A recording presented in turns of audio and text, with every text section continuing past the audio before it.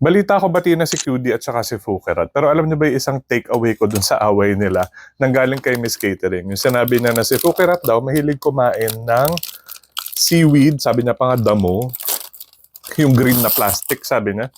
Mahilig kumain ng seaweed na may tuna. Kumakain siya ng mga organic na may century, yung parang kangkong na may talbos ng kamote, yung may plastic na green, anong tawag doon? Tapos na-curious ako, sabi ko, parang masarap yun. Subukan natin nang may konting kanin.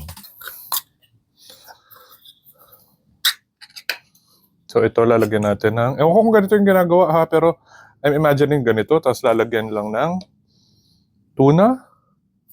Pero parang gusto ko siyang lagyan ng konting kanin. Pero try muna natin itong walang kanin, kung masarap. Feeling ko, sabi ko nga kay Paul, parang maalat sa maalat. Masarap. Pero parang maalat sa maalat. Try natin yung may kanin. Dami ko na kong kanin. So para siyang sushi.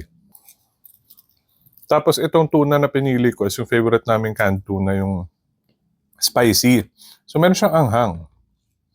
Okay. Ito na. Oh my gosh. Mukhang masarap in all fairness.